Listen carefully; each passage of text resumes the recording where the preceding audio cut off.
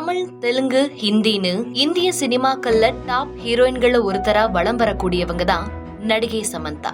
பல வருடங்களா எல்லா மொழிகளையும் வித்தியாசமான கேரக்டர்ல நடிச்சாலும் அவங்க டான்ஸ் ஆடுன ஊ சொல்றியா மாமாங்கிற ஒரே ஒரு பாடல் மூலமா பான் இந்தியா ஸ்டாரா மாறிட்டாங்க சமந்தா. பல மொழிகள்ல பிஸியா நடிச்சுக்கிட்டு இருந்தாலும் நாக சைத்தன்யாவுக்கும் சமந்தாவுக்கும் கருத்து வேறுபாடு காரணமா 2 பேரும் விவாகரத்தானதுக்கு அப்புறம் தொடர்ச்சியா அப்போ இருந்து இப்ப வரைக்கும் நிறைய சர்ச்சைகள்லயும் நிறைய வீண் விவாதத்திலையும் இருக்காங்க நடிகை சமந்தா. நாக சைத்தன்யா 2வது திருமணம் செஞ்சுக்கிட்டாலும் இது வரைக்கும் சமந்தா நாக சைத்தன்யாவோட டிவோர்ஸ் மேட்டர் சோசியல் மீடியாக்கள்ல வலம் வந்துட்டே தான் இருக்கு.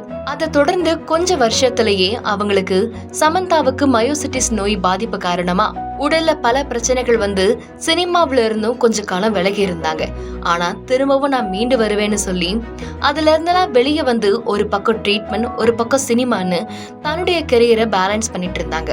ஆனா வெளியில வரக்கூடிய நிறைய ப்ரமோஷன்ஸ் இல்ல காலேஜ் ஃபங்க்ஷன் ஈவெண்ட்ஸ்ன்னு எந்த நிகழ்ச்சிக்கு வந்தாலும் சமந்தா எமோஷனல் ஆகி அங்க அழுகுறாங்க, அதையே அவங்க வழக்கமா வச்சிருக்காங்கன்னு சொல்லி எல்லாருமே அதை பத்தி ஒரு ஆர்டிக்கலா போட ஆரம்பிச்சாங்க. தன்னுடைய பட ப்ரமோஷன்ஸ்க்கு வந்து சமந்தா அழுகிறது இப்பெல்லாம் ரொம்ப நார்மல் ஆகிடுச்சுன்னு சொல்லி நிறைய பேர் அவங்கள பத்தி கிண்டல் பண்ணி சிரிக்க ஆரம்பிச்சாங்க.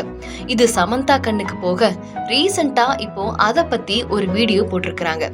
நான் எல்லா ஃபங்க்ஷன்லயும் அழுகிற மாதிரி நியூஸ் வந்திருக்கு, அது எனக்கு ரொம்பவே கஷ்டமா இருக்கு, நான் எந்த எமோஷனலையும் அழுகல, எனக்கு எந்தவித பாதிப்பும் கிடையாது, நான் ரொம்ப ஹாப்பியா சந்தோஷமா இருக்கேன், என்னோட கண் ரொம்ப சென்சிட்டிவான கண், ரொம்ப அதிகமான லைட் வந்து என்னோட கண்ணில் படுறதுனாலதான் நான் அப்படி அழுகிறேன், வேற எந்த காரணமும் கிடையாதுன்னு அவங்க விளக்கமும் கொடுத்திருக்காங்க. நான் இப்படி விளக்கம் கொடுக்கறது 2வது முறை, இருந்தாலும் நான் இந்த முறையும் விளக்கம் கொடுக்கறேன், இன்னொரு டைம் என்ன பத்தின இந்த மாதிரி வதந்திகள் வராம இருக்கணும்னு நம்புறேன்னு சொல்லி அவங்க தன்னுடைய ப்ராப்ளத்தை பத்தி போட்டிருந்தாங்க.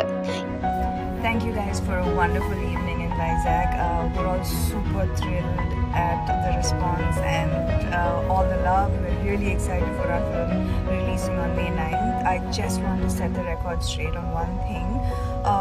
I've said this before, but I'm forced to say it again, that my eyes are really sensitive to bright lights and they tend to water, which is why I need to keep wiping them. So there are a lot of posts and articles going around about my emotional well-being, and I just want to make it clear that it has absolutely nothing to do with my emotional state. I am absolutely fine and happy and excited at the moment, so please give it a rest and let's not do this all over again. ஏற்கனவே மயோசிட்டிஸ்ங்கிற தசைப்பிடிப்பு நோயால பாதிக்கப்பட்டிருக்கக்கூடிய சமந்தாவுக்கு இந்த மாதிரி side effect நிறைய இருக்கும்னு மருத்துவர்களும் கூறியிருக்கிறாங்க. அப்படி இருக்கிற பட்சத்துல இனிமேலாவது என்ன பத்தி இந்த மாதிரி பொய்யான வதந்திகளை பரப்ப வேண்டான்னு அவங்க வீடியோல கோரிக்கையும் வச்சிருக்கிறாங்க.